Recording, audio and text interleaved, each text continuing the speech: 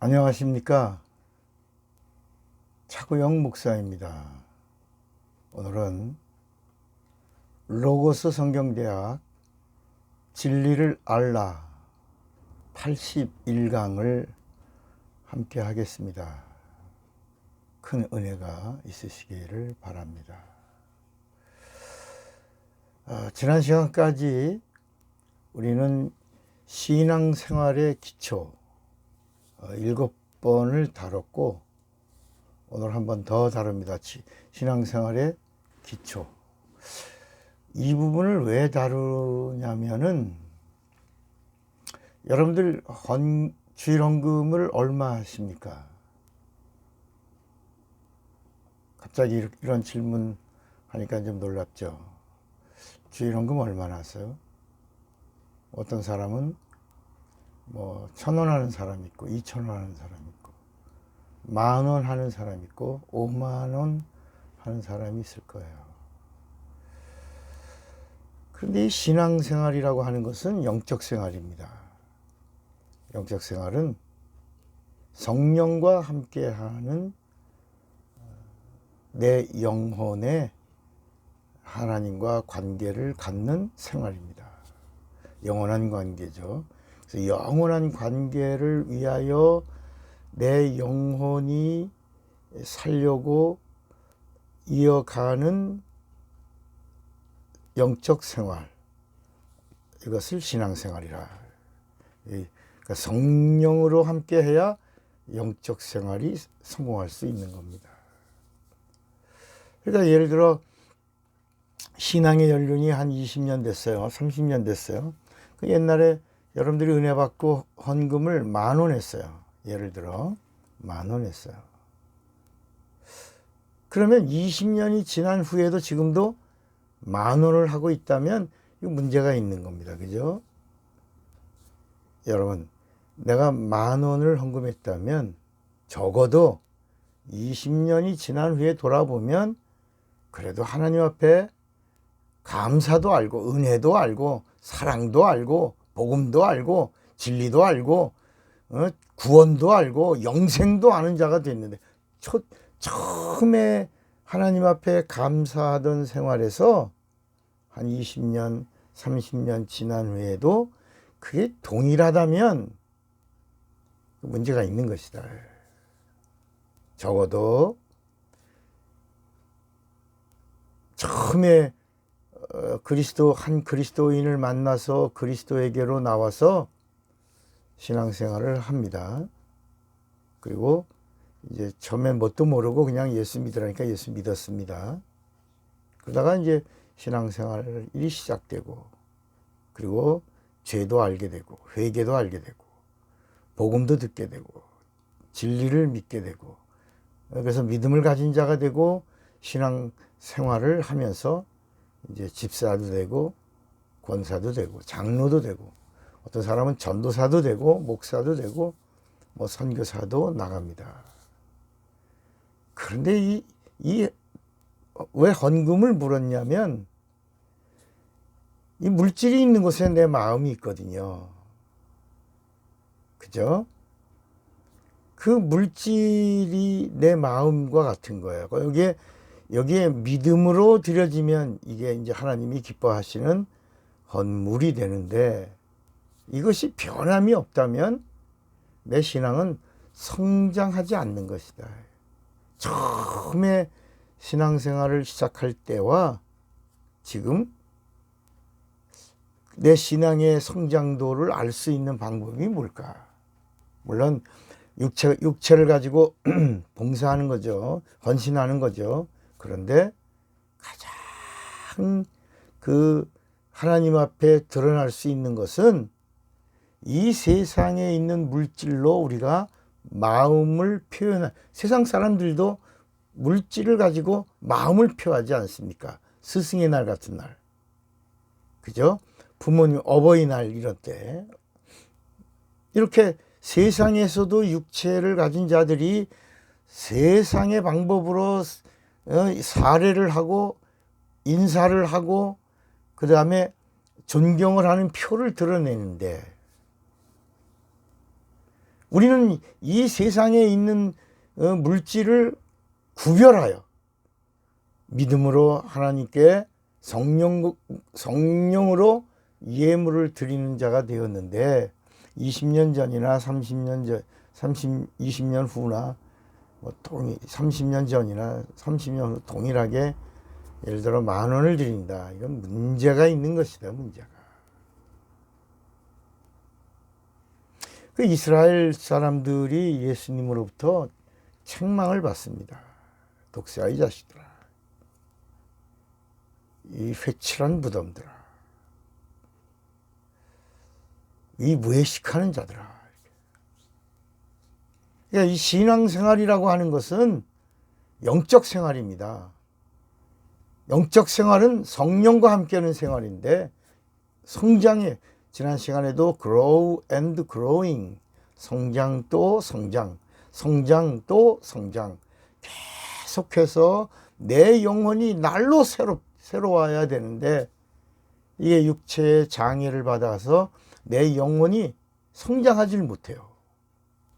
시험 들고요, 실족하지요, 넘어지지요, 의심하지요, 그리고 비교하지요, 불평하지요, 원망하지요, 수근거리죠. 그래서 예수님이 오셔서 너희가 입술로는 나를 공경하되 마음은 내게서 멀도다. 내가 이걸 알았다. 이 요한복음 5장에 있는 말씀입니다. 너희가 하나님을 사랑한다 하지만 하나님을 사랑하는 것이 없다고 하는 것을 내가 이제 와서 내가 알았다. 자, 믿음이라고 하는 단어가 성경에 나옵니다. 우리 교회에 나오면 믿음이란 단어를 우리가 많이 듣죠. 믿음껏, 믿음대로, 믿음으로, 믿음이, 믿음과 함께. 이렇게 이 믿음이라고 하는 단어를 우리가 많이 사용합니다. 그러나 여러분, 세상에도 믿음이 있고 구약에도 믿음이 있고 신약에도 믿음이 있습니다. 그러니까 세상에 있는 믿음은 신용입니다. 신용으로 믿는 겁니다. 그래서 지금 사회가 어떤 사회예요? 신용 사회입니다. 신용의 등급을 올리려고 사람들이 애쓰지 않습니까? 널 뭘 보고 믿냐? 신용을 보겠다. 여러분, 우리 인간도 믿음이 있습니다. 자기 믿음이 있어요. 자기 믿음을 뭐라고 불러요? 신념이라고 부르는. 내가 나를 믿는 거예요. 이게 신념이에요. 내가 나를 믿다가 이 믿음이 이게 무너지면 사람들은 실족하니까 절망하고, 절망하면 자살도 하는 겁니다. 그래서 여러분, 자살하는 사람들의 끝은 절망의 늪에 빠진 것.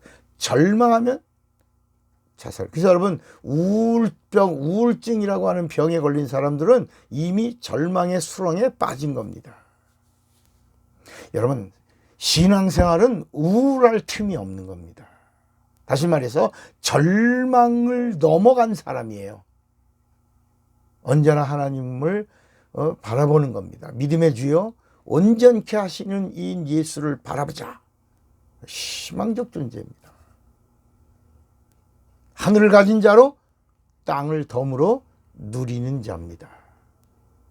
이 세상에 육체가 있어서 세상에 속해 있지만 예수의 이름으로 침례를 받고 거듭난 자예요. 침례로 뭐라고요? 침례가 거듭나는 것. 제 말이 아닙니다. 예수님이 물과 성령으로 거듭나지 아니하면 하나님 나라에 들어갈 수 없느니라. 하늘나라가 영계인데 이 물질 세계에서 예수를 믿는 사람은 반드시 예수의 이름으로 거듭나야 된다. 예수의 이름으로. 근데 그 거듭나는 표가 뭐다? 그게 물침례입니다. 물침례.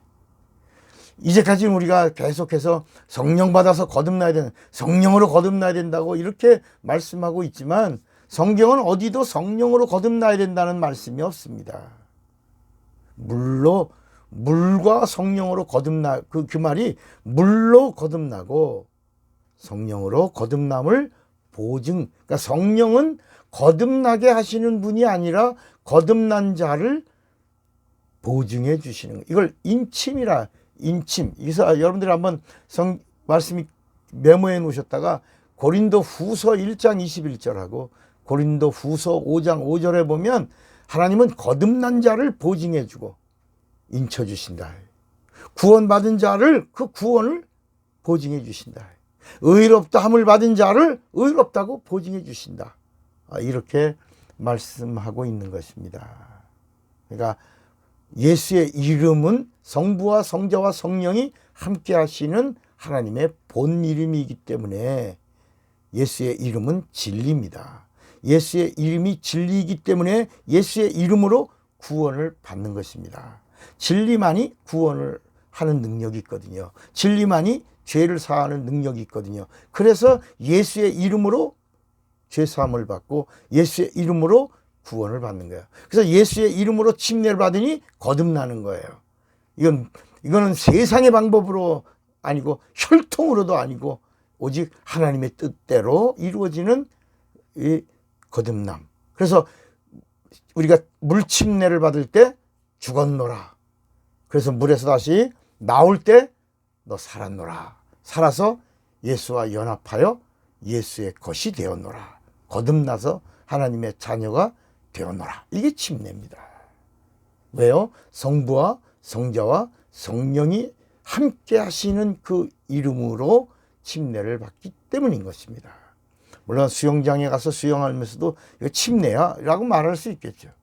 목욕탕에 가서도 침례야. 그러니까 물속에 들어가는 것이 침례다라고 하는 게 아니라 성부와 성자와 성령이 함께 해야지만 그것이 구원을 받는 침례요, 죄사함을 받는 침례요, 거듭나는 침례요, 그리스도의 흰옷을 입는 침례요.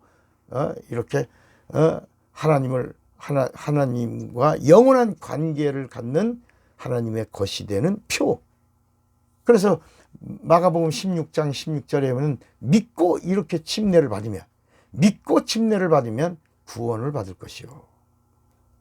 믿지 않고 그냥 기독교인이니까, 교인이니까, 믿지 않고 의식으로 침례를 받는 사람은 그 침례 받았지만 심판을 받아요. 심판을 받고 구원이 결정되리라. 베드로 전서 3장 21절에도 침례는 뭐냐? 구원하는 표다. 구원의 표다. 물론 구원은 예수의 이름으로 받지만 예수의 이름으로 구원받은 표가 있다. 그게 침례다. 이게 하나님이 정하신 뜻이다. 이렇게 성경이 말씀하고 있는 것입니다. 오늘날 많은 사람들은 뭐 세례나 침례나 뭐 같지 않나. 물론 약식으로 편하게 하는 것이 뭐 자기 의지를 동원해서 하는 거니까 뭐라고 말하지는 않겠지만 아주 충격적인 역사적 사실이 발견된 문서가 있었습니다. 그게 바로 뭐냐면 로마의 그 교황청 밑에 그 바티칸 궁 지하에 그 서류들을 정리하다가 하나를 발견한 겁니다. 이게 세상에 공개되고 세상이 깜짝 놀랐습니다. 거기에 사람들의 이름이 나왔는데 그 사람들의 이름이 종교재판으로 죽은 사람들입니다.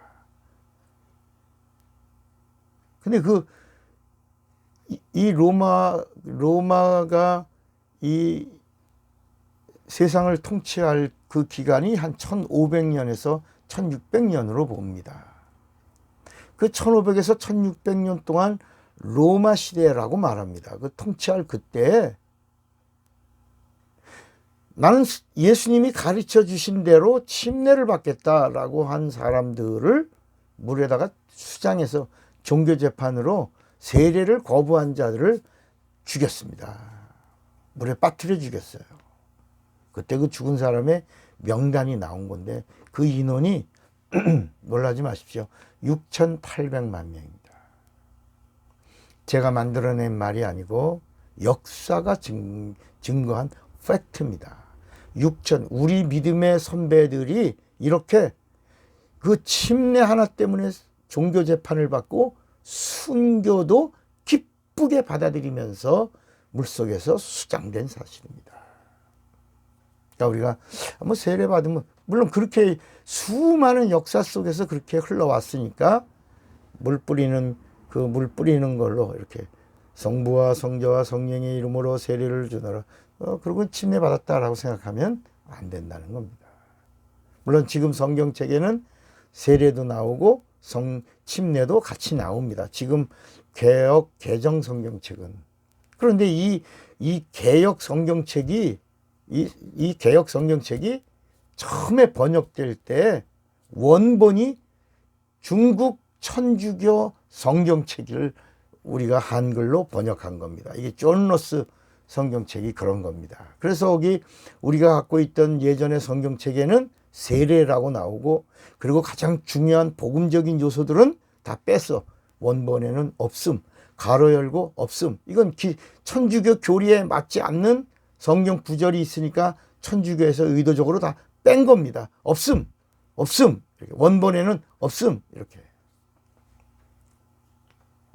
그러나 이번에 개역 개정에서는 세례도 나오고 침례도 나옵니다. 그러니까 이제는 우리가 선택할 폭이 넓어졌습니다. 예수 믿는 사람은, 예수를 그리스도라고 고백하는 사람은 예수의 이름으로 반드시 침례를 받아야 합니다. 침례 교인이라서 받아야 되는 게, 저도 침례 교인이 아닙니다. 저는 감리교 목사였는데 제가 이 공부하다가 예수님의 명령은 침례구나. 물에 들어갈 때 죽는 거구나. 물에서 나올 때 사는 거구나. 살아서 예수님과 연합하는 거구나. 하나가 되는 거. 그 하나의 표가 침례구나. 이걸 우리 목사님들하고 같이 공부하다가 서로 알고 깨닫고, 그리고 강가를 가는데 몇 시간 걸려서 강가를 찾아가고, 그때 그 당시 가물었거든요. 한 30년 전에. 그래서 강가를 가서 이거 이제 우리가 침례를 예수의 이름으로 받는데 그냥 받을 수 있냐? 우리 한번 기도하자. 회개하고, 그리고 감사하는 기도를 하자. 그래서 그 자갈밭에서 무릎을 꿇고 1시간 이상 간절히 기도하고 침례 받으려고 물에 가려고 하는데 무릎에 그 자갈들이 막 박혀 있었어요. 막 그래도 기뻐가지고, 그래서 침례를 물속에서 행하는데, 저는 침례 받지 않은 목사였죠. 그런데 제 제자 목사들을 들어오라고 그래서. 근데 어떻게 침례 주는지도 모르잖아요. 뭐 침례교 해서 침례 주는 것도 본 적도 없고, 어떻게 하는지도 모르고. 근데 사도행전에는 예수의 이름으로 침례를 주노라. 예수의 이름으로 침례를 받고, 이런 말씀들이 무려 27번이나 이렇게 나오니까, 예수의 이름으로 침례를 주는 거구나. 예전엔 제가 세례 받을 때는 성부와 성자와 성령의 이름으로 세례를 주노라 이러면서 제가 세례를 받았거든요. 그래서 예수의 이름으로 침례를 주는데, 물속에 잠근다. 그래서 가슴까지 들어가서 이렇게 아무개 목사에게 내가 침례를 주노라 그러고 이렇게 잠갔죠. 물속에 또 언제 또 꺼내는지를 모르니까 한참 있었는데, 거기서 이제 물속에서 숨이 차니까 이렇게 움직이니까 이제 끄집어낼 때인가 보다. 살았노라. 그렇게 침례를 서로 저도 받고 침례를 줬습니다. 예수의 이름으로. 그리고 또 나와서 강가에서 또 다 손을 잡고 간절히 기도했습니다. 이 침례가 바로 거듭나는 표요, 구원의 표요, 그리스도의 옷을 입는 표요, 하나님의 자녀가 되는 표. 이 성경에 있는 말씀들이 딱 정리가 되더라고요. 이제 나도 이제 공적인 생애를 사는 표가 있으니, 이제 나도 이제 공적 생애를 살아야 되겠구나. 그러니까 그리스도인의 공생애를 살겠다고, 성령 충만해서 성령과 함께 침례받은 자가 성령으로 공적인 생애를 살겠다, 이 성도의 공생애를 살겠다 라고 하면서부터 막 성령 충만해서 지금까지 제가 한 번도 방언을 멈춘 적이 없고, 기도할 때 한 번도 성령을 거역한 적이 없이 지금까지 왔어요. 오늘 이 로고스 성경대학의 이 말씀도 성령의 영감을 의지하여 말씀을 증거하고 있는 것입니다. 그러니까 원래 이 세례라고 하는 것도 이게 우리가 천주교 용어인 줄 압니다. 원래는 이게 천주교 용어가 아니고 원래는 천주교보다 더 먼저 오래 있었던 그 불교 용어입니다. 불교의 죽은 자에게 물 뿌리는 의식인지, 그것이 천주교에서 가져가서 죽은 자에게 물 뿌리던 정결 의식을 천주교가 성부와 이렇게 성자와 성령의 이름으로 이렇게 의식 속에 세례를 담은 겁니다. 그러니까 천주교는 세례로 하나 돼. 그 캐토릭이라고 하는 말이 바로 세례로 하나 된 교. 보편성이라고 하는 그 캐토릭이라고 하는 말은 세례만 하면 무엇을 이방의 어떤 걸 섬기든지 세례만 하면 세례로 천주교인이다. 이게 캐토릭입니다. 캐토릭. 그러나 이 세례를 받지 않으면 가차없이 죽이는 겁니다. 이게 천주교입니다. 그래서 이 침례를 받겠다고 한 자들을 1500년 동안에 몇 명이나 죽였다고요? 6,800만 명. 엄청나죠? 그러니까 여러분, 천주교는 기독교의 탈을 쓰고 있지만 기독교가 아닙니다. 여러분, 천주교 앞에 탁 가면 그 예쁜 마리아가 그 형상이 하나 있지 않습니까? 그걸 마리아라고 그럽니다. 마리아상. 그 마리아상 그 굴곡이 얼마나 이뻐요. 남자들이 볼 때요, 세상에 이렇게 예쁜 이런 형을 가진 여성이 없죠. 근데 그게 마리아상, 예수의 어머니 마리아상이라고 하지만 그게 마리아상이 아니고 그게 음란 여신입니다. 아림마데우스라고 하는 음란한 여신상입니다. 그러니까 천주교는 뿌리가 어디까지 올라가냐면 그게 창세기 11장에까지 가는 겁니다. 그 바벨의 맘모니즘의 거기서부터 그 바벨의 그 물량의 그 주의가 거기가 근원입니다. 천주교의 뿌리는 바벨탑까지 가는 거고, 우리 기독교의 그 뿌리는 아브라함까지 가는 거 아닙니다. 우리 기독교는 구약을 가지 않습니다. 우리 기독교는 예수가 뿌리입니다. 예수의 부활이 복음이고 예수의 부활이 우리의 신앙의 표대입니다. 예수의 부활서부터 교회가 시작되고 예수 부활 때부터 예수의 증인이 시작된 겁니다. 그러니까 우리 기독교의 뿌리는 예수. 천주교의 뿌리는 어디라고요? 창세기 11장에 나오는 노아 이제 그 창세기 6장부터 이제 11장까지 노아 홍수로 다 망하고, 그리고 나서 다시 또 이렇게 그 아담의 자손들이 퍼졌는데 그 바벨의 탑을 쌓으면서 하나님과 견주자고 그렇게 바벨탑 사건이 나오죠. 거기가 바로 이 천주교의 뿌리입니다. 지금은 전 세계의 전체가 제가 축구를 좋아하는데 축구 경기에 나오는 그 선수들이 전부 이 성호를 긋고 축구하는 걸 보면 정말 내 축구는 좋아하지만 그 사람들의 이 성호를 긋는 거 보면 아주 가슴이 아픕니다. 정말 가슴이 아파요. 여러분, 그러니까 기독교의 뿌리가 어디라고요? 예수. 그리고 교회의 뿌리는 어디라고요? 예루살렘. 마가의 다락방. 그리고 성령이 교회의 시작이라는 것을 우리가 알아야 합니다. 그래서 이 믿음이라고 하는 이 단어는 반드시 믿음이 있다라는 말은 진리가 있다는 말이에요. 그러니까 구약에는 믿음이라는 말이 나오지만 그 믿음은 진리의 믿음이 아니라 육체의 믿음이에요. 육체의 믿음. 그래서 구약에는 구원이 없는 겁니다. 영생도 없는 거고요.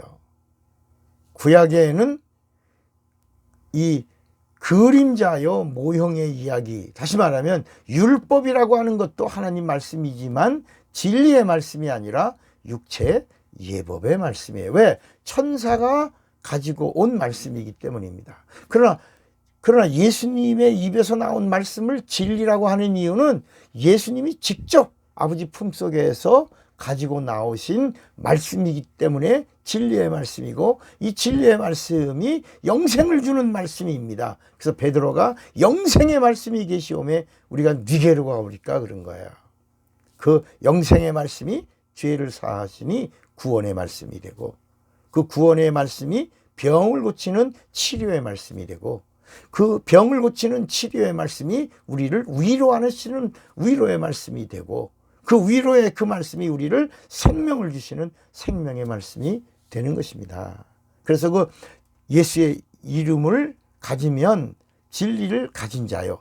진리를 가진 자는 예수의 입에서 나온 말씀을 가진 자다. 그래서 예수가 있다, 진리가 있다. 진리가 있다, 그러면 믿음이 있다는 것입니다. 그러니까 믿음이 있다, 예수가 있다는 겁니다. 그러니까 구약 사람들은 바리새인, 사두개인 다 믿음이 있는 것처럼 하지만 누가 없다? 예수가 없다. 예수가 없는데 예수가 있는 척하니까 그걸 외식이요, 연기. 외식이라고 하는 말은 연기한다, 연기. 여러분, 그 연기자들을 우리 탤런트라고 그러잖아요. 영화 배우들, 텔레비에 나오는 탤런트들 다 연기하는 겁니다. 그 사람들은 우리가 착각하면 안 되면 연기를 잘하는 사람이 있고 연기를 어설프게 하는 사람이 있는 거야. 그래서 주연도 있고 조연도 있고 그리고 엑스트라도 있는 겁니다. 여러분, 예를 들어 그 연애하는 남자 여자가 사랑하고 연애하는 장면이 있지 않습니까? 단둘이서 연애하는 것 같지만 거기 옆에 스태프들이 한 3, 40명이 거기 같이 다 있는 거예요. 그런 스태프들 3, 40명들 앞에서 연기하는 거예요. 눈물이 안 나오면 눈에다가 막 이렇게 안약도 넣고 뚝 떨어지는 장면도 찍고 다 연기하는 겁니다. 그러니까 세상 사람들은 연기하는 연기자를 보고 막 감동을 먹고 막 열광하지만 신앙인은 하나님 앞에 진실을 드리는 거예요. 연기하는 게 아니라 우리가 신앙생활 기초에 지금 8번째를 나누면서 하나님과의 관계는 연기하지 말라는 거예요. 외식하지 말라. 하나님 앞에서는 어떻게 하라고요? 진실해야 된다. 진실. 그 인간이 가지고 있는 진실. 하나님이 우리에게 야, 너 돈 좀 많이 내놔. 헌금 좀 많이 해. 너 임마 그렇게 하면 되겠어? 이렇게 하나님이 우리에게 막 강요하고 그러는 게 아닙니다. 여러분, 이 세상은 다 하나님의 것이에요. 보이지 않는 영계와 보이는 세계가 다 하나님의 것입니다. 하나님 뭐가 부족하신 분이 아니에요. 그래서 사도행전 17장에도 하나님이 우리에게 뭐가 부족해서 우리에게 구걸하시는 분이 아니시다. 하나님이 우리에게서 구하는 건 하나다. 진실을 다오. 진실하면 내가 진리 주겠다. 여러분, 우리 하나님 앞에 진실하셔야 됩니다.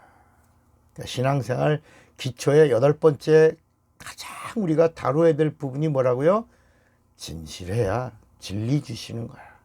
그러니까 하나님과는 어떤 거래를 해야 되냐? 목숨을 걸고 거래하는 거예요. 하나님도 우리에게 영생을 주시려고, 구원을 주시려고 이 하나님의 목숨을 다 주셨어요. 물과 피를 다 쏟았어요. 죄송합니다. 하나님도 우리 인간에게 하나님의 것 주시려고 뭐 이렇게 남는 거 조금 주신 게 아니라 다 주셨어요. 아낌없이 주셨어요. 그러니까 하나님이 가지고 있는 건 하나예요. 영원한 거 하나예요. 유일한 거 하나예요. 한 분이 하나님이에요. 그러니까 하나님도 우리에게서 하나를 달라는 거예요. 너 목숨 내놔라. 너의 목숨과 나하고 하나님의 영원한 생명과 거래. 목숨을 주면 eternal life, 영원한 생명을 내가 너에게 주겠다. 돌아와라. 나도 돌아오리라. 땅의 것 다오. 하늘의 것 주겠다. 정직을 다오. 진실을 다오. 진리를 주겠다. 순간을 다오. 영혼을 주겠다는 거야. 네가 가지고 있는 거 최고를 다오. 하나님의 최고는 성령이에요. 누가복음 11장에 하나님의 최고가 뭐라고요? 성령이라. 성령을 주시지 않겠느냐. 성령을 주시는 거예요. 하나님의 최고는 뭐예요? 우리가 영적 생활을 능력 있게 할 수 있도록 도와주시는 하나님의 성령. 성령 주신다. 그래서 성령은 맨 마지막에 오신 거야. 여러분, 예수님이 재림하실 때는 성령도 이제 떠나시는 겁니다.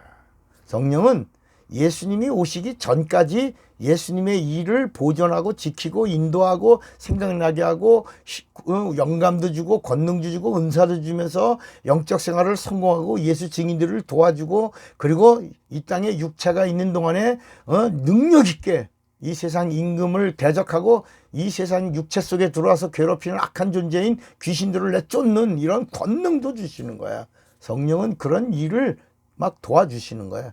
그러다가 예수님이 짠짠 약속대로 그날 하나님의 정하신 그날 오실 때에는 성령도 이제 싹 떠나시고 이제는 성령이 떠나시니까 어느 누구도 예수를 믿을 수가 없어요. 우리가 예수 믿는 게 지금 누구 때문에 믿는 거예요? 성령으로 믿는 거야. 성령으로 마음을 여는 거야. 성령으로 깨닫는 거야. 성령으로 인도받고 있는 거야. 성령으로 들을 귀가 열린 거야. 성령으로 알게 된 거예요. 성령으로 영감을 받아요. 그런데 주님이 오실 때는 이제는 예수를 믿을 수 있는 다른 방법이 없어요. 전도도 끝나는 겁니다. 예수님 오시면 끝입니다. 여러분, 극장에서 끝, the end 그러면 다 일어나야 되지 않습니까? 여러분, 비행기도 목적지에 딱 도착했습니다. 그러면 불이 탁 켜지면 그 자리에서 일어나서 트랩을 내려와야 되지 않습니까? 기차도 내가 원하는 목적지에 오면 버스도 그렇고 문이 열리고 내려야 되지 않습니까? 여러분, 우리의 신앙의 인생의 여정도 주님이 오시면 다 끝나는 겁니다. 그때는 영원한 생명과 영원한 형벌이 결정되는 겁니다. 그런데 아직 인간의 육체는 기회입니다. 여러분, 이 기초를 잘 들으셔서 견고한 신앙으로 누가 뭐라 그래도 흔들리지 말고 누가 뭐라 그래도 시험 들려고 하지 말고 다 내 영혼을 위해서 다 내 영혼을 파멸시키려고 하는 이 세상 임금인 마귀의 전략에 넘어가는 겁니다. 그러니까 기초가 튼튼해야 넘어지지 않습니다. 시험 들지 않습니다. 실족하지 않습니다. 그래서 성경은 깨어 있으라고 말씀하는 거예요. 그리고 준비하라고 말씀하는 거예요. 그러니까 예수님이 오셔서 믿음을 찾았어요. 근데 믿음이 있다고요? 없다고요? 믿음을 찾았는데 믿음이 있었어요? 없었어요? 없었다고 그러잖아요. 내가 믿음이 없다. 믿음이 없는데 갑자기 예수님이 내 이스라엘에 이만한 믿음을 보지 못했다라고 하는 사람이 나왔어요. 그게 이스라엘 사람인 줄 알았죠. 제사장인 줄 알았죠. 레위지파에 속한 사람인 줄 알았는데 예수님이 뜻밖의 이방인인 백부장인 사람을 향하여 예수님이 내 이스라엘에 이만한 믿음을 보지 못했다고 칭찬하셨다고요. 또 한 사람이나 그 다음 사람은 이스라엘 사람이겠죠. 근데 그 다음 사람도 이스라엘 사람이 아닙니다. 그 다음 사람도 누구예요? 수르보니게 가나안 여인입니다. 자, 그러면 왜 예수께서 저들의 믿음을 칭찬하셨는가 하는 겁니다. 아니, 이스라엘의 믿음이 없었습니까? 하나님의 선택받은 백성인데. 근데 없었다는 겁니다. 아니 이스라엘 그 많은 사람들 중에 칭찬받을 믿음이 없다고요? 아니 어떻게 이방인 두 사람이 유일하게 믿음의 칭찬을 받습니까? 여기 백부장의 믿음과 수로보니게 여인의 믿음에는 놀라운 비밀이 담겨 있는 겁니다. 예수님이 그 수로보니게의 그 가나안 여인을 향하여는 개년이라고 욕을 한 겁니다. 개 같은 것이 이렇게 하신 거예요.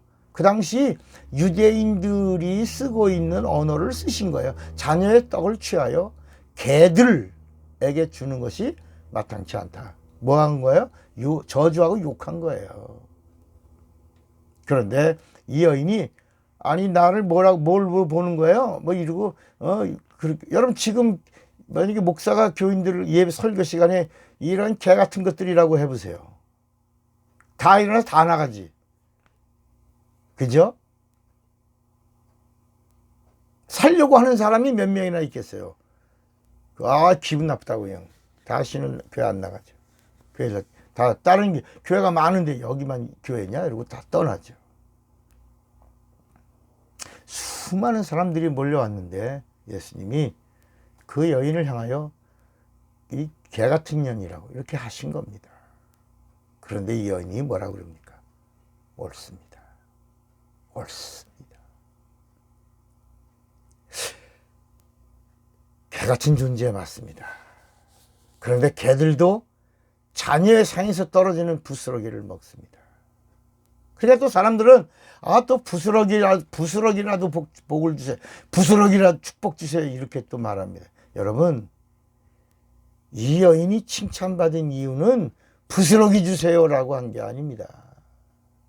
이 여인은 자녀의 상에서 떨어지는 그 부스러기도 결국은 자녀의 것이지 않습니까? 그러니까 내게도 그 자녀의 복을 주세요. 자녀의 복을 구한 여인입니다. 그래서 내 이스라엘의 이만한 믿음을 보지 못했다. 그리고 칭찬한 겁니다. 그리고 축복한 겁니다. 여러분 백부장의 믿음을 예수님이 그 백부장의 이야기는 아들같이 여기는 하인이 병들었나이다. 고쳐주세요. 그런데 예수님이 그 백부장은 110명 정도의 군대를 거느리는 그 장임, 지금 말하면 한 중대장 되는 사람이죠. 그러니까 예수님이 그 백부장에게 그래? 내가 가서 고쳐주리라 그랬어요. 그리고 정말 예수님이 어디야? 집이 어디야? 그리고 가려고 그런 거예요. 근데 이 백부장이 갑자기 예수님을 막는 겁니다. 아닙니다, 예수님.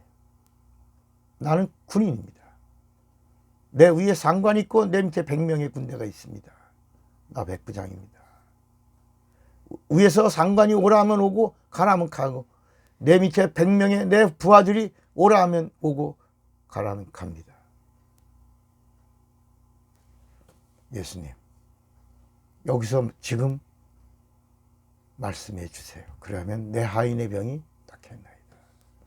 그런데 예수님이 바로 내 이스라엘의 이만한 믿음을 보지 못했다라고 칭찬하고 축복했거든요.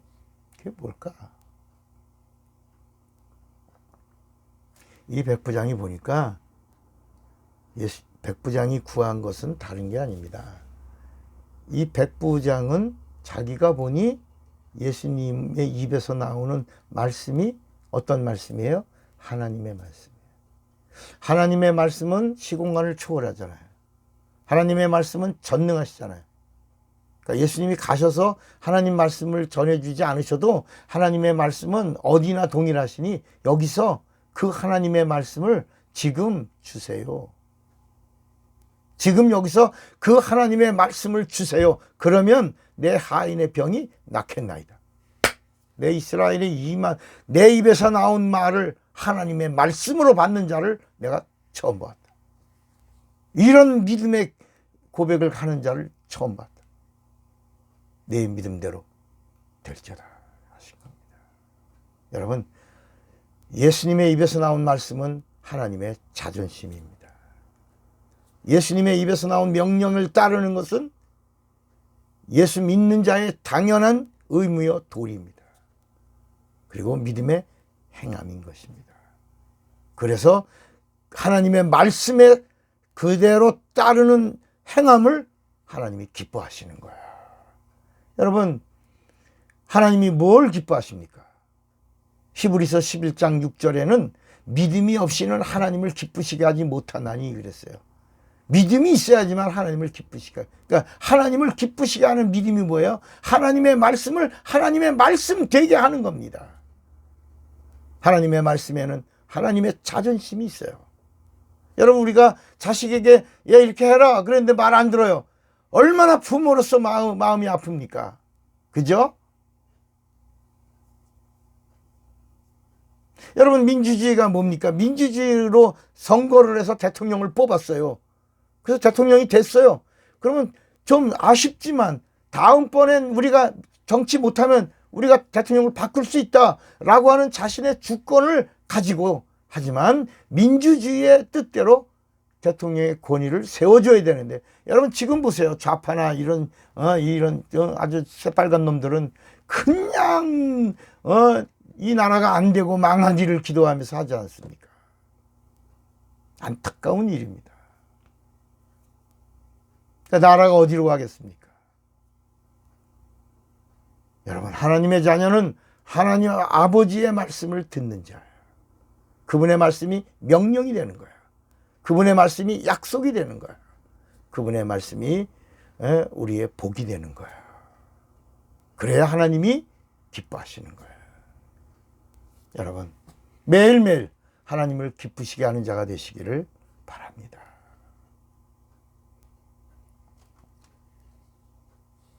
그러니까 백부장은 말씀을 대하는 믿음을 축복하셨고, 수로보니에게 여인은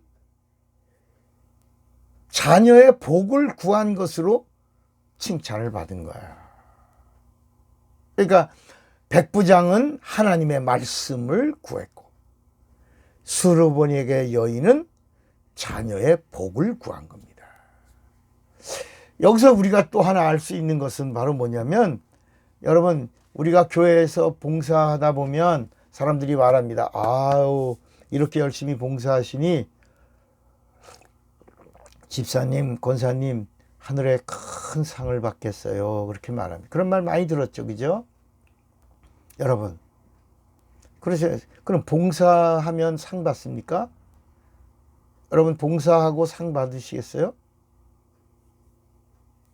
그런데 성경은 어디에도 봉사한 다음에는 상이 없습니다. 그냥 네 수고와 네 봉사를 아노니 그랬습니다. 아노니, 안다. 여러분, 우리 예수 믿는 사람들의 봉사의 끝은 어디입니까? 예배입니다. 예배. 그래서 예배를 다른 말로 뭐라 그래요? 서비스라고 하는 겁니다. 영적인 의미를 성령으로 드려지는 예배를 가리키는 경배의 예배를 가리킬 때는 워십이라고 하는 단어를 쓰고, 예배 성공을 위해서 수많은 지체들의 그 섬김과 봉사들이 이렇게 모여서 이루어 예배의 절정을 이룰 때는 그걸 뭐라 그래요? 서비스라고 그럽니다. 그러니까 여러분, 예배하고 상 받습니까? 예배하고 칭찬 받습니까? 그러니까 봉사하고 상 받는다는 말씀이 없습니다, 성경에. 봉사는 한번 따라서 해보세요. 내가 드리는 봉사는 내가 받은 은혜의 분량만큼이다. 그러니까 여러분, 내가 받은 은혜가 크면 열심히 봉사하는 거예요. 내 은혜 받은 분량만큼 봉사하는 거예요. 그러다가 시험 들 것 같으면 딱 스탑시켜야 됩니다. 멈춰야 합니다.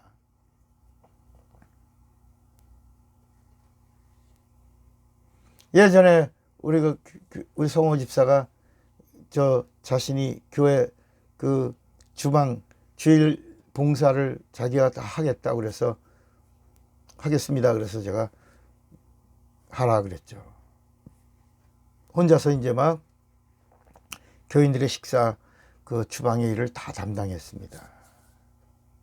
그런데 어느 날 그게 처음에 막 받은 은혜가 넘쳐서 감동도 왔고 그렇게 했는데 이게 시간이 지나다 보니까 이 감동이 점점 소진되거든요. 그래서 이제 어느 날 힘들어. 저 너무 힘듭니다. 그래서 멈춰라. 여기까지다. 봉사는 은혜 받은 분량만큼만 하는 거. 그거 넘어가면 시험 드는 거야. 그 시험 들어버리면 실족하게 되고, 실족하면 마귀 밥이 돼버립니다. 귀신이 가만두질 않죠. 그러니까 하나님의 자녀들은 상을 받는 자들이 아닙니다. 여러분, 종은 칭찬을 받고 상을 받아요. 그러니까 이 성경에 나오는 상을 받고 칭찬받는다는 건 이스라엘 백성이 예수 믿는 자를 가리켜 하신 말씀입니다. 이스라엘 백성인데, 백성은 종이에요. 종인데 예수 믿어요. 그런데 그들이 일이 끝난 다음에 그것에 대하여 상을 받고, 이렇게 이스라엘 백성들이 심판대를 거쳐가서 상을 받고, 이제 예수를 믿고 하나님의 자녀가 된 사람들은 상을 받거나 칭찬을 받는 자들이 아닙니다.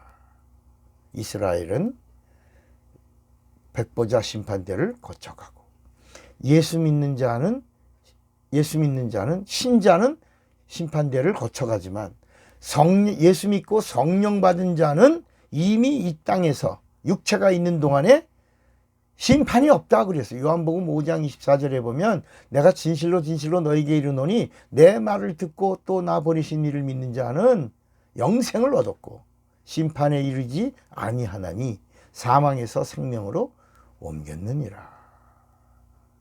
그러니까 이미 육체가 있는 동안에 성령 받은 자는 백보자의 심판대를 거쳐가는 자가 아닙니다. 그래서 예수님 모실 때 바로 신령한 몸을 성령으로 입는 것, 이것을 첫째 부활이라고 하는 겁니다.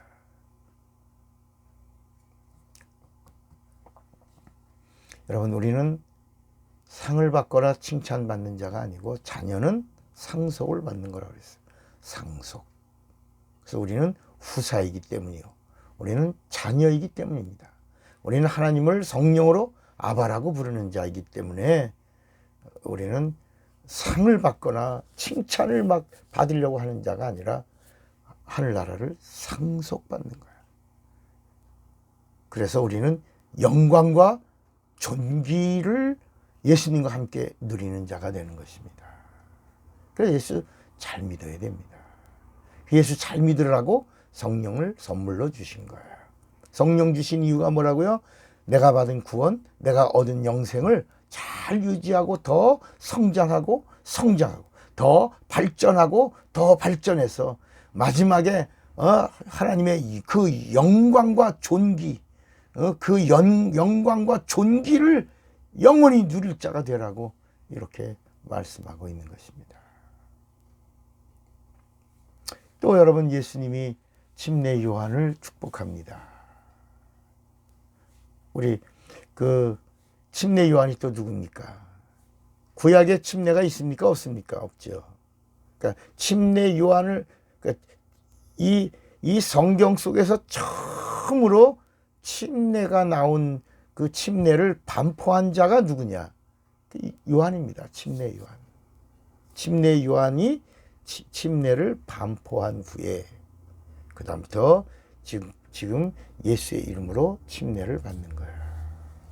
사도행전 16장 10절에 침례 요한이 침례를 반포한 이후에 처음으로 침례 요한을 통해서 시작됐는데, 이 침례는 회개의 침례요.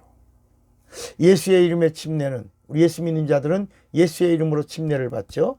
예수의 이름의 침례는 구원의 침례요. 예수 믿고 예수의 이름의 침례를 받은 자들이 또 성령 받죠. 이 성령 침례는 뭐냐? 구원에 대한 보증의 침례요. 이렇게 침례가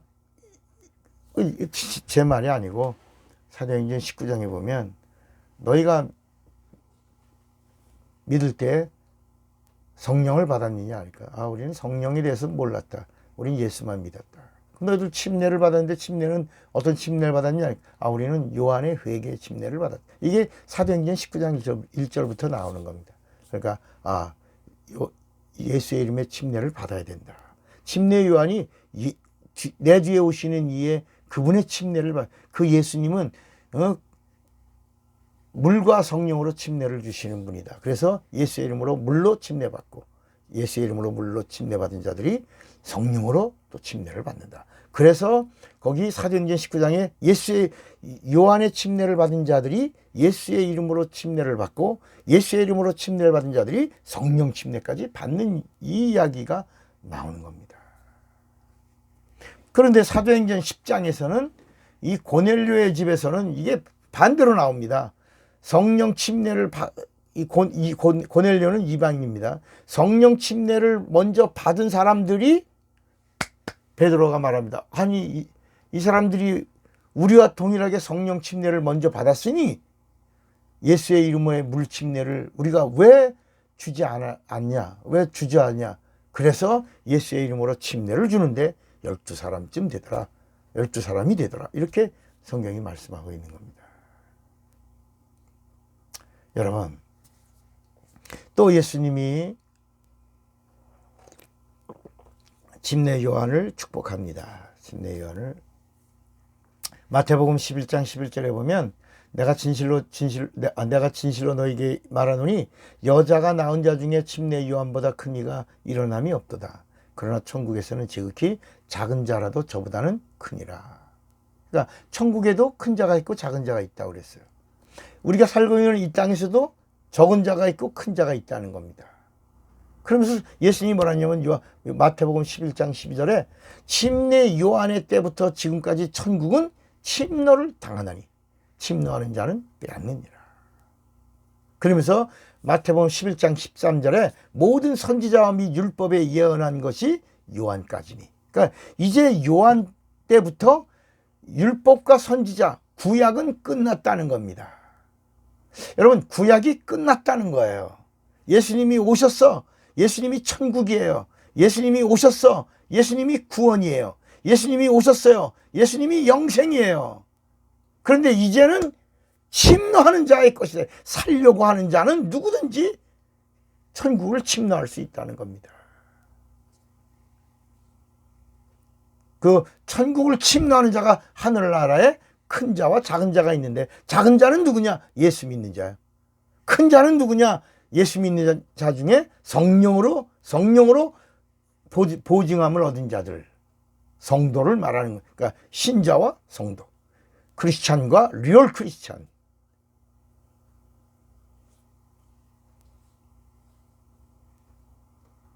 자, 그러면 오늘 우리가 하나 분명히 알아야 될 것은 뭐냐면 예수님의 공생애는 언제부터일까? 예수님의 사생활이 있어요. 태어나서 30년 동안을 사생애. 그리고 예수님이 침례 받고 나서 이제 성령으로 인도받고 광야로 나가는 때로부터 뭐라 그래요? 공생애라고 합니다. 그러니까 자, 예수님이 오셨어요. 근데 예수님을 알아요, 몰라요? 몰라요. 아무도 몰라요. 아무도 모르고 있던 그 예수님이 계신 그 사생의 때를 예수님을 가리켜 성경은 뭐라고 말하냐? 인자라고 말하는 겁니다. 그러니까 예수님이 오셨어요. 그런데 아직 예수님이 아니에요. 인자예요. 예수란 말은 구원이에요. 구원이 오셨어요. 영생이 오셨어요. 예수는 영생이에요. 예수는 진리예요. 근데 그분이 오셨어요. 근데 아무도 예수를 믿고 구원받은 자가 없어요. 영생 얻은 자가 없어요. 아무도 죄사함 받은 자가 없어요. 오셨는데 그 예수님의 사생의 기간을 예수라고 말하지 않고 뭐라고요? 인자.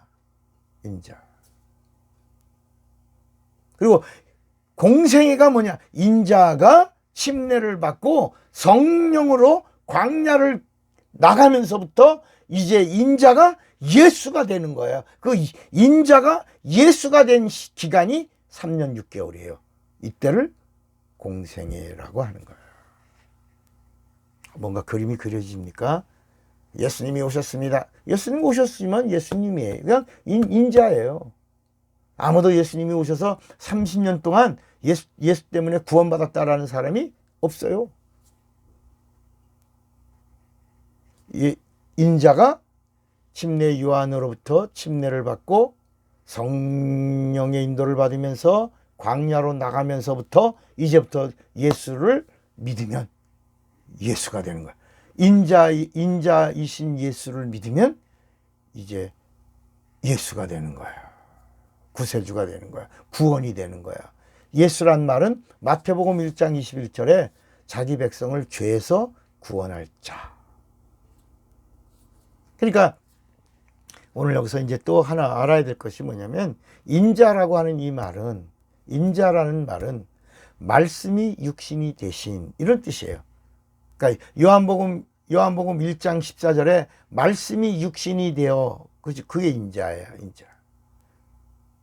인자라고 하는 말은 요한복음 1장에 태초에 말씀이 계시니라 그 말씀이신 그 하나님 그분이 인자로 오신 거예요. 인자 사람의 아들 이런 말이 아닙니다. 여러분 인자가 죄가 있어요 없어요?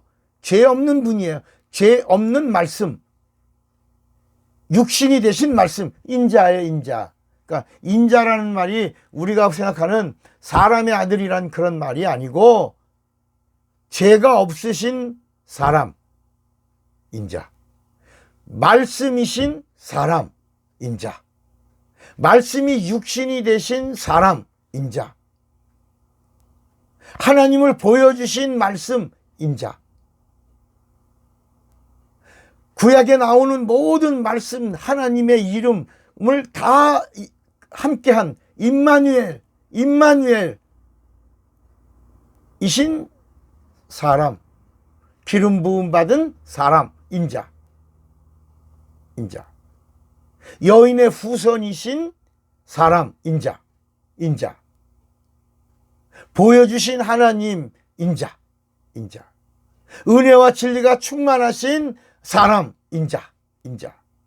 죄 없는 사람 인자. 이제 이해가 되시겠어요? 그래서 예수님이 마태복음 16장 15절에 마태복음 16장 가이사랴 필리포에서 사람들이 인자를 누구라고 하느냐 이렇게 물으신 거예요. 그러니까 사람들이 인자를 뭐 엘리야라고 합니다. 에레미야라고 합니다. 뭐 침례 요한이 죽었다가 살아났다고 합니다. 뭐 다른 선지자라고 합니다. 막 이러니까 그럼 너희는 나를 누구라고 하느냐? 인자를 누구라고 하느냐? 그러니까 베드로가 주는 그리스도시요 살아계신 하나님의 아들이십니다. 이렇게 말합니다.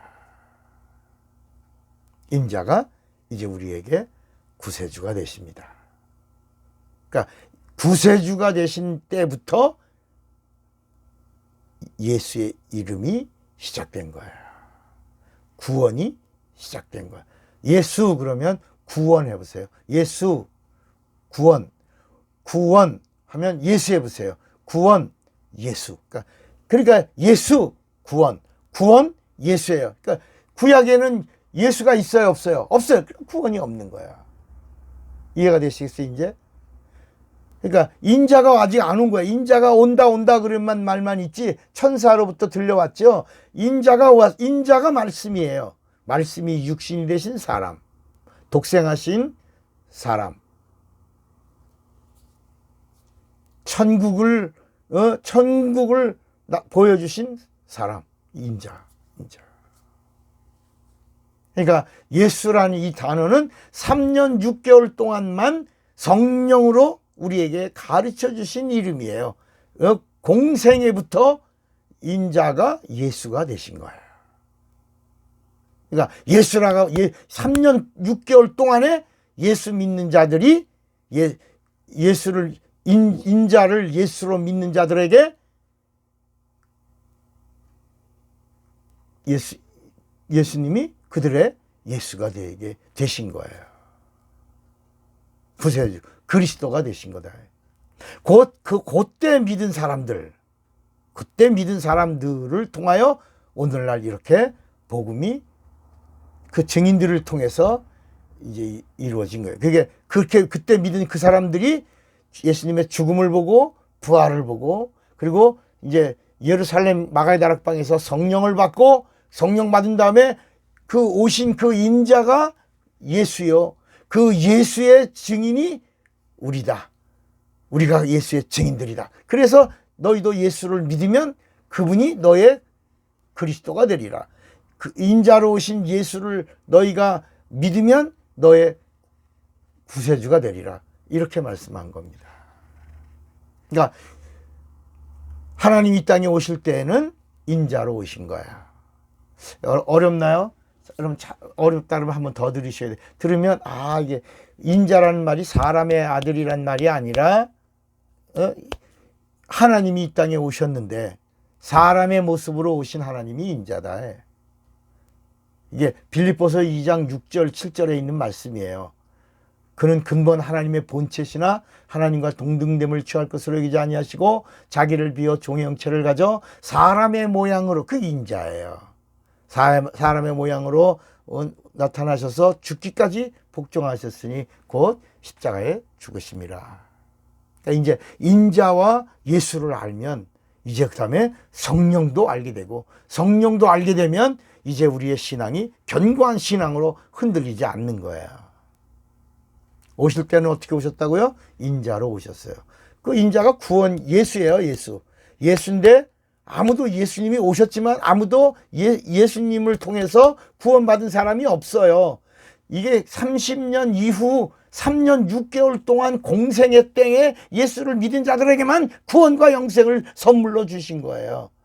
예수님의 공생의 이전에는 아무도 예수를 믿는 자도 없고 구원받은 자도 없고, 물론 마리아 한 사람만 믿었지만 그 마리아도 성령이 오신 다음에 비로소 그가 성도가 되고 나서부터 마리아가 성도 마리아가 되고 나서부터 이제 영생을 얻을 자가 되는 거죠. 오실 때는 인자로 오셨고, 공생의 기간에는 성령으로 예수가 되셔서 죄에서 구원하시고, 이제 부활 승천하시고 하늘 보좌에는 그럼 누가 앉아 계세요? 하늘 보좌에는 누가 앉아 계세요? 예수가 계시지 않고 하늘 보좌에는 누가 계세요? 인자가 계시니까, 인자가 이 땅에 오셔서 구세주, 구원이 되신 기간은 3년 6개월이에요. 그러니까 인자가 오셔서 30년 동안 인자로 계시다가 3년 6개월 동안의 공생애를 사실 때 예수로 계시다가, 누가? 인자가 예수로 계시다가 부활 승천하시고 올라갈 때는 인자로 올라가시기 위해서, 어찌하여 하늘로 올라가시는 인자를 보고 있느냐, 이게 인자로 올라가신 거예요. 그래서 보좌에 앉으신 분이 누구예요? 예수죠. 근데 예수가 아니고 누구예요? 인자로 앉아 계신 거예요. 그래서 스테반이 성령 충만해서 사도행전 7장에 내가 예수를 보노라 그러지 않고 하늘을 보노라, 영광을 보노라, 보좌가 보이노라, 보좌에 앉아 계신 인자를 보노라 그랬다. 어떤 분 서 계신, 여러분 사도행전 7장에 보면 서 계신 인자를 보노라 그랬습니다.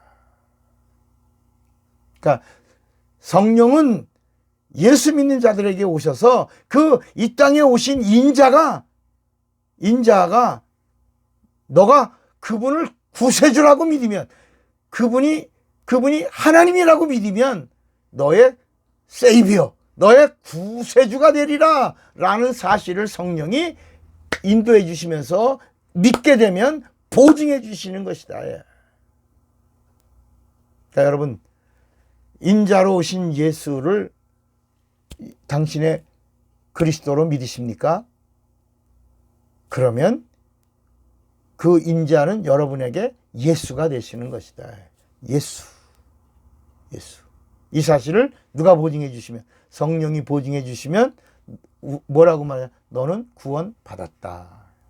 너는 구원의 확신이 있다. 이걸 다른 말로는 성령 침례받은 것이다 라고 말하는 거예요. 그러니까 성령 받아갖고 오락켜라보라 하면서 따라 하고 사람의 미래를 보고 이러는 예언 은사 이런 단어를 사용하시는 분이 아니시다. 성령은 사람의 미래를 말해주는 점쳐주는 분이 아니라 성령은 다시 오시는 재림하시는 예수의 그 오심을 예언해 주시는 분이시다. 예언이란 말이 이게 말씀이에요. 이 말씀이 약속이에요. 이 약속이 하나님의 언약이에요. 이것을 증거해 주시는 이가 성령이다. 이것을 예언. 그래서 예언의 말씀이라고 하는 거예요. 그런데 오늘날 많은 사람들은 장래일을 말하니까 성령이 오시면 너의 장래일을 말하게 하리라. 장래 할 말을 하리라. 그러니까 사람들의 미래를 성령이 알아서 해주는 건가 보다. 여러분, 성령은 사람에게 관심이 없어요. 성령은 오직 예수에게만 관심이 있어요. 사람에게 관심 있는 분은 인자로 오신 예수뿐이에요. 그래서 예수님은 나는 죄인을 구원하러 왔고 내 뒤에 오시는 성령은 죄 사함 받은 자들을 보증해 주러 오신다. 의인을 나는 죄인을 찾아왔고 성령은 의인을 찾아온다. 좀 이해가 되시겠습니까? 이렇게 좀 제대로 믿어야 되는데 이게 점치듯이 예수 믿고 점치듯이 성령 받으려고 하니까 예언 기도 받으러 간다. 우우 몰려갑니다. 여러분, 예언 기도 받아본 사람들이 있습니까? 혹시? 그 다 맞아요, 안 맞아요? 30%밖에 받지 않지 않습니까? 30%. 여러분, 예언 기도라고 하는 게 성령이 주는 장래일이라면 100% 맞아야죠. 하나님이신데. 근데 왜 30%밖에 맞지 않습니까? 그 예언 기도 한다고 하는 사람들 가서 예수의 이름으로 나와 그러면 그 안에서 무당 귀신 나옵니다. 남자는 박수 무당 나옵니다. 진짜입니다, 여러분. 제가 얼마나 많은 무당 귀신들을 쫓았는지 모릅니다. 그거 쫓고 나니까 목사님 이젠 예언 기도 안 돼요. 그렇죠? 이제 당신이 회개하고 살아. 당신 영혼 사는 그 사람 첫째 부활엔 참여하지 못하지만 당신 영혼이라도 구원받아. 그래. 제가 그렇게 말합니다.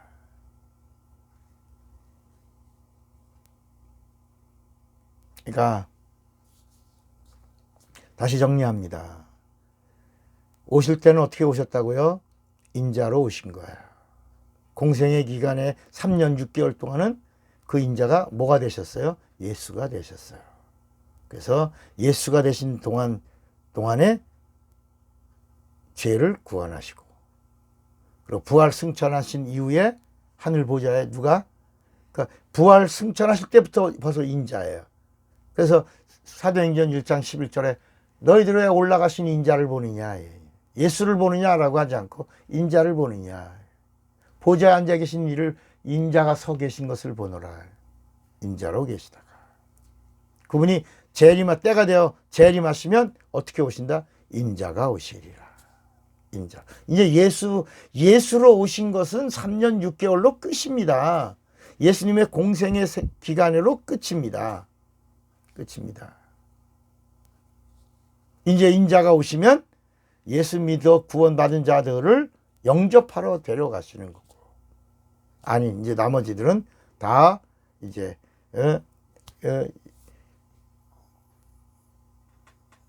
보좌에서 그 심판하신다. 그때 이제 의와 불의가 완전히 판결을 날 것입니다.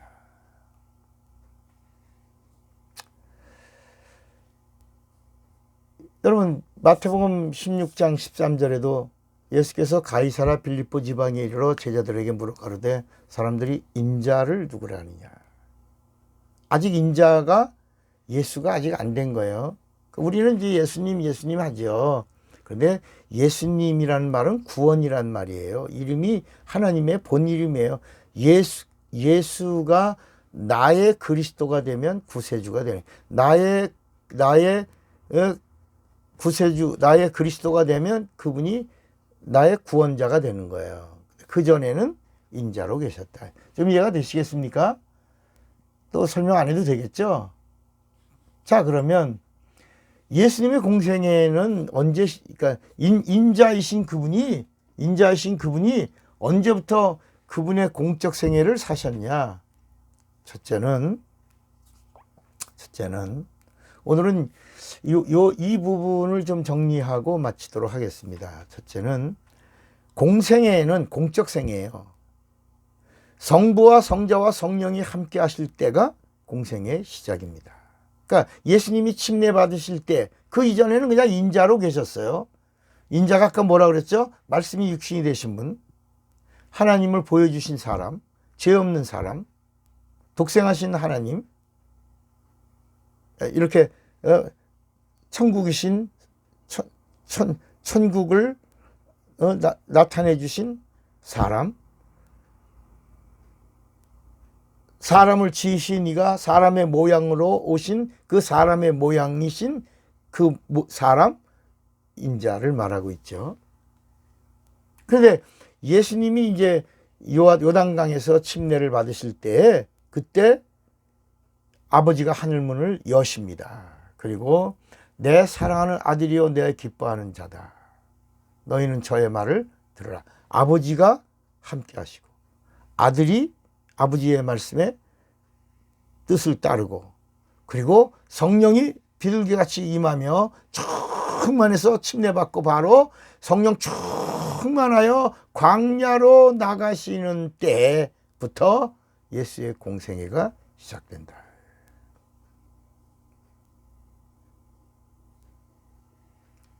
여러분 구약의 시작이 구약의 그 예언의 말씀이 창세기 3장 15절입니다. 창세기 3장 15절. 이게 구약에 담겨 있는 복음입니다. 그런데 이 신약의 이 복음 중에서 공생의 시작이 바로 뭐냐면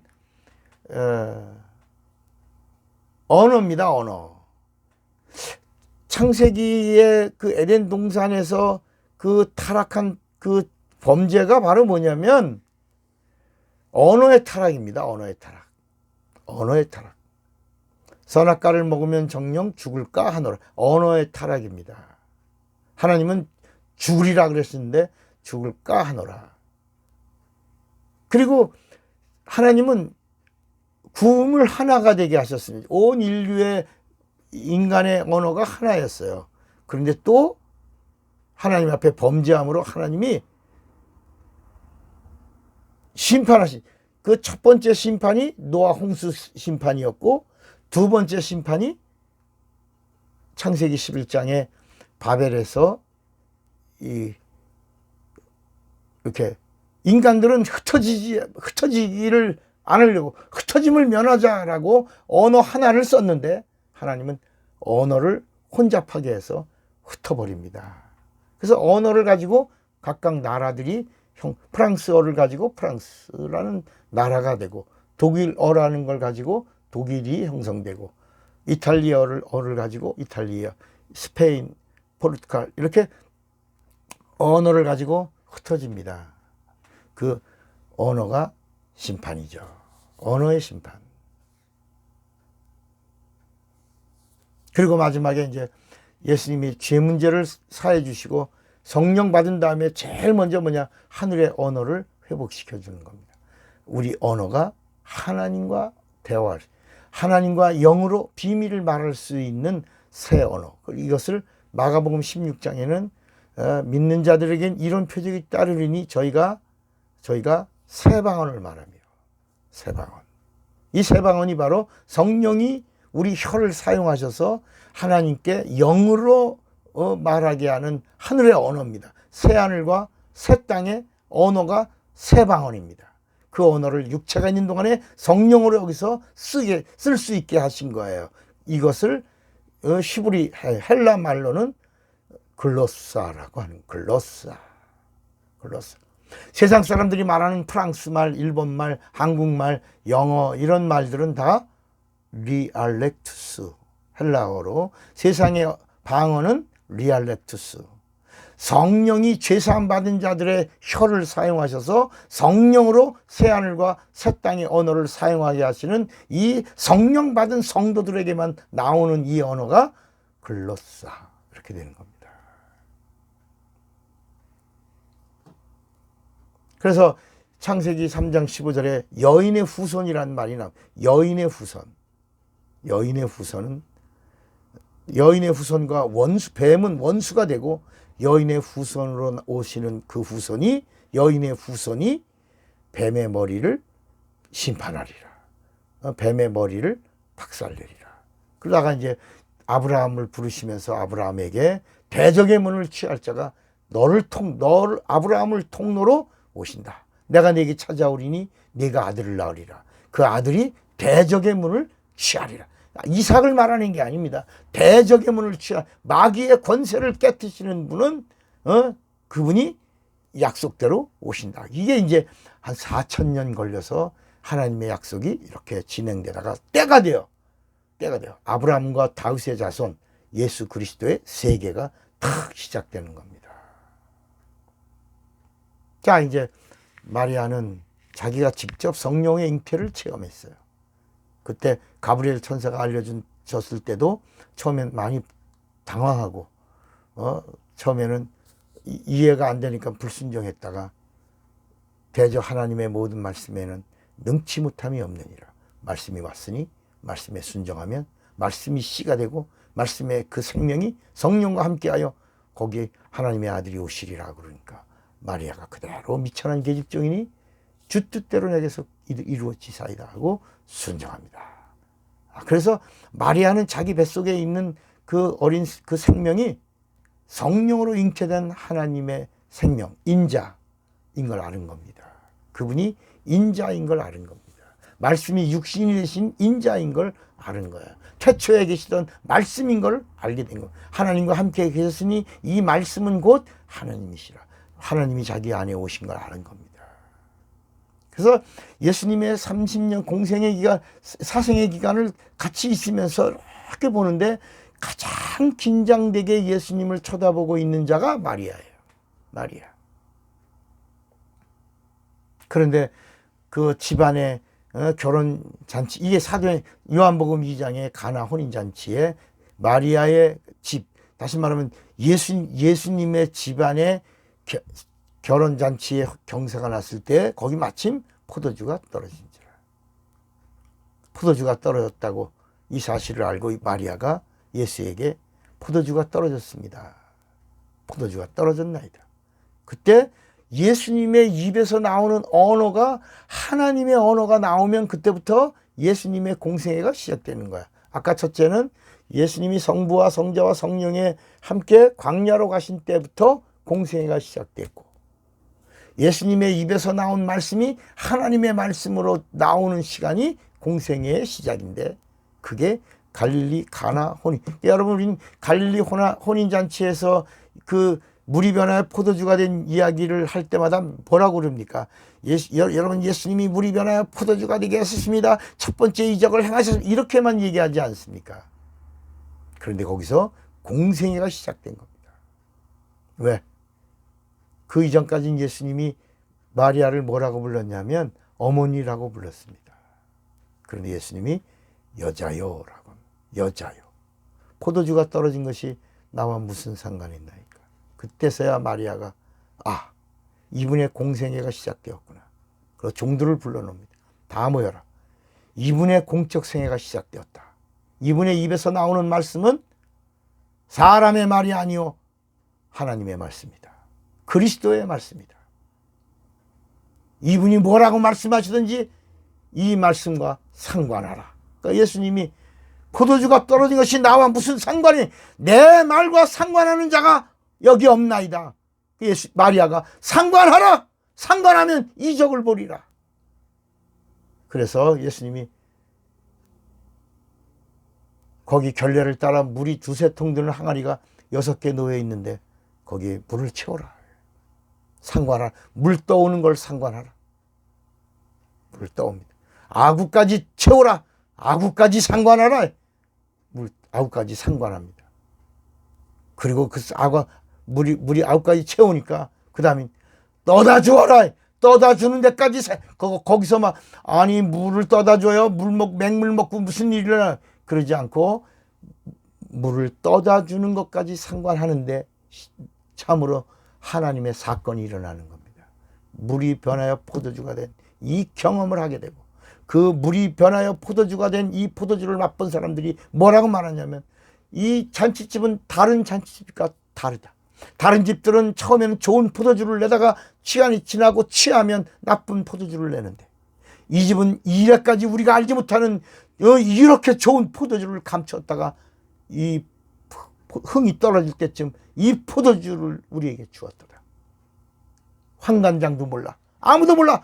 그 잔치집에 이렇게 어디 몇 번째 상에 접시 한 사라 올려라 라고 하는 환관장도 몰라. 성경은 뭐라냐.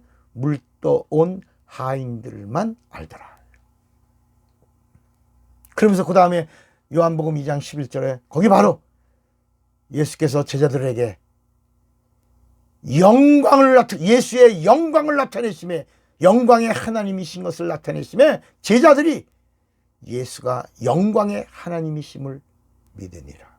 이게 여러분 요한복음 2장 11절 말씀이에요. 이렇게 해서 예수의 공적 생애가 시작되는 겁니다.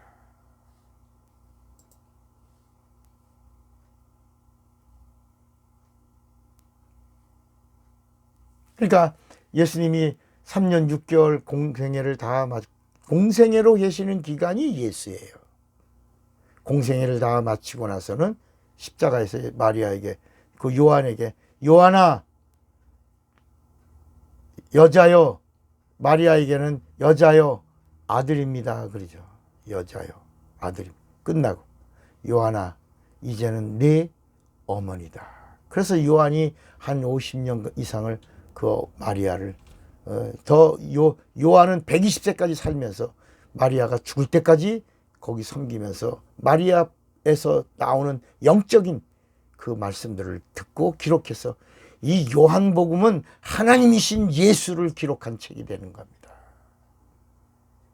그 전 마태, 마가, 누가는 그리스도이신 예수에 대한 공생애를 기록했다며 요한복음은 하나님이신 예수의 공생애를 기록한 책이 되는 겁니다.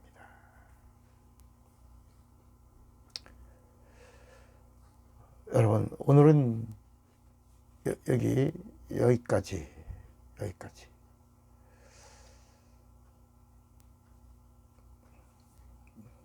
다음 시간에 이제 더 깊은 말씀 안으로 한번 들어가 보겠습니다.